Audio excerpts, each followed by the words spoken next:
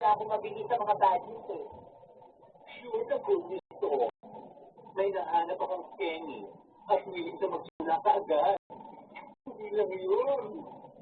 Handa rin siya mag-advertise ng mga produkto natin. Nagtadget din siya na gumawa rin tayo ng mga sample size sa mga produkto at ipasubok yun sa mga kakilala niya at kakilala natin. Tapos, magbibigay sila ng mga feedback about it. Talaga? Oh my God! Mukhang ayaw talaga ng Diyos na malungkot ako. Salamat, Beshi. Nagyakapan ang dalawa dahil masayang kanilang nararamdaman. Lumipas pa ang mga linggo at muling nakatayo ang negosyo ng magkaibigan. Muli ay nakilala ito sa market at para mang-asar, siyang nagpadala ang magkaibigan sa ampon na kapatid ng dalaga ng mga sample products ng bagong Miri. Dahil sa muling pagbangon ni Misha, ay mas lalong nainisisip sa tagumpay na tinatamasa nito. Maging niyang magaganda naman talaga ang produkto nito at mataas ang kalidad. Dahil pa man ay ito na ang kanyang gamit na pangpaganda. Napawi lang ang kanyang inis na may dumating na regalo para sa kanya. Well, kahit alam kong nang aasar ka lang, Ate Misha, masaya ako at natutuwa talaga ako sa regalo mo. Subukan na nga. Uy, may bago pala sila. Haba, may kasama kang necklace. Hindi naman maintindihan. Ay, hayaan mo na nga. Excited na pasukan ng mga to. Lingid, sa kaalaman ni na Misha at Chef, ay may itinama pala si Nori sa regalong yun na maaaring magdulot sa ampon na makaranas ng sakit at pag-iindaw. Sa loob lang ng 3 araw, ay bigla na lang nawala sa social media si Chef. Nagkukulong na rin ito sa kanyang tingin na labis na nagpaalala kay Dani. Chef, ano bang nangyayari sa'yo? Isang buong araw ka nang hindi nang pagkakuto mo. Go away! Anak, tungkol na naman ba ito sa ating ito? Hindi ba sinabi ko naman sa'yo, hayaan mo na siya. Huwag ka nang lumapit sa kanya. Hindi sumagot si Chef. Pagpus ay pinagbuksan ito ng pinto ang ama-amahan. Labis ang gulat ni Manny nang makita ang itsura ng dalaga. Namamaga ang labi nito. Ang mga mata ay parang luluwa na. Punuri ng pantal ang leeg, braso at isa nito. Nag-aalalang nilapitan niya ito. Noon ay naamoy niya ang kakaibang amoy na nanggagaling sa bibig ng ampon. Wala sa loob na napatakip siya ng ilong.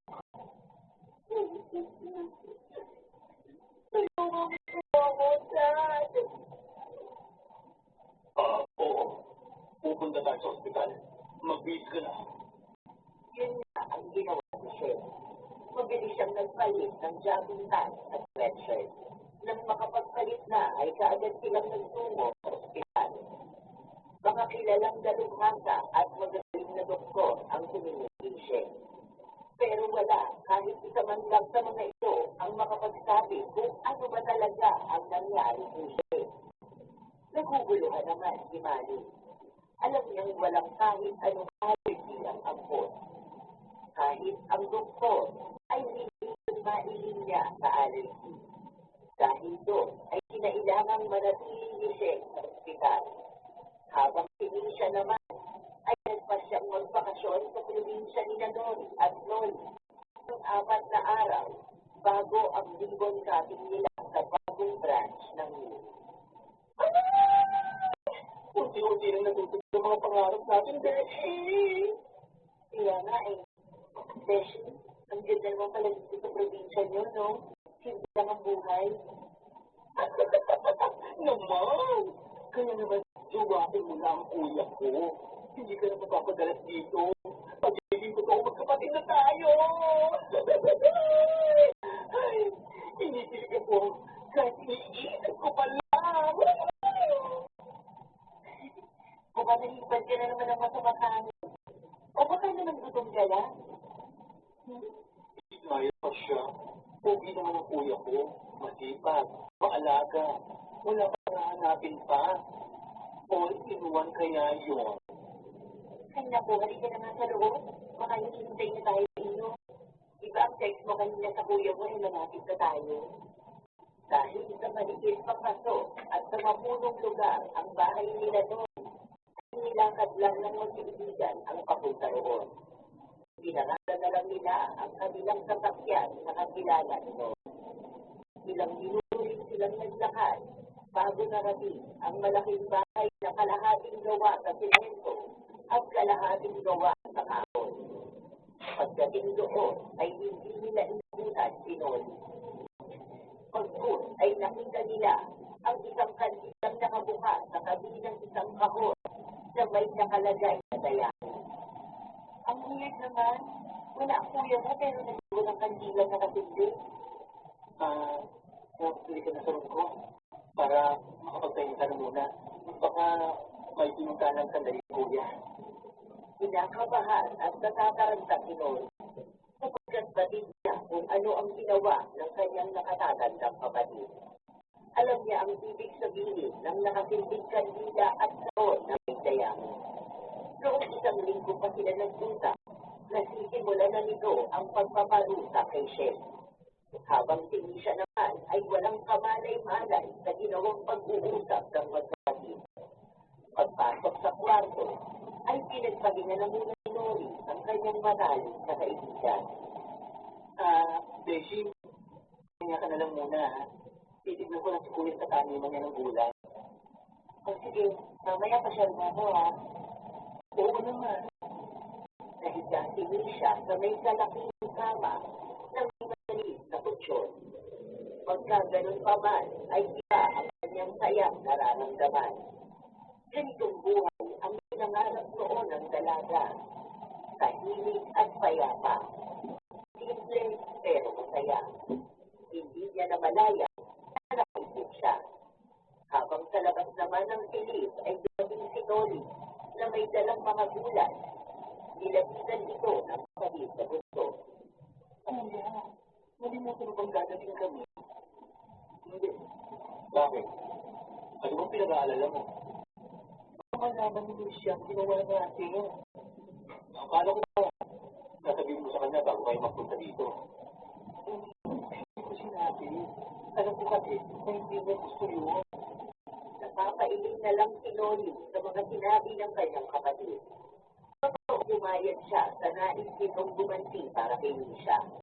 Pero kung sasabihin ng dalaga na huwag ituloy, ay hindi niya gagawin.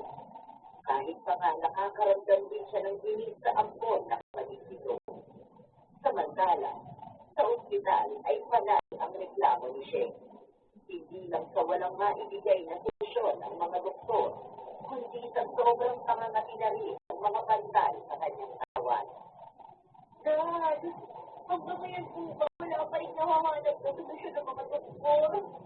Ako lang po ba magdalito sila? Bakit hindi niyo po gamitin ang pera niyo?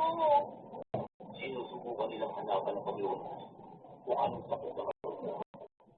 Ginagawa ko ang lahat para lang bumalik ka. Kaya sana naman, matuto ka maghintay. Kasalanan ko lahat din siya. Alam kong siya may nagagawa dito sa akin. Ano naman ang pinalaman na dito? Nung isang araw, pinadala niya ako ng mga sample product ng Miri. Yun lang naman ang ginamit ko bago ako magkagalit ko. Isa pa po siya lang naman ang naiingit sa akin. Siya lang ang galit sa akin. Dahil doon ay nagmamadaling tinawagan ni Manny ang kanyang tunay na anak. Nakailang sumbok siyang kumonekta nito. Pero katulad sa dati ay hindi ito sumasagot ng tawag. Kaya naman pinadala niya ito ng mensahe. Ngunit ilang oras pa ang lumipas ay hindi pa rin ito sumasagot. Sinubukan niya muli itong tawagan. At sa pagkakataong yun ay sumagot ang dalaga. Hello? Misha, nasaan ka ngayon? Sir Manny, bakit po? Sir, talagang hindi mo na ako kinikilala kapatid.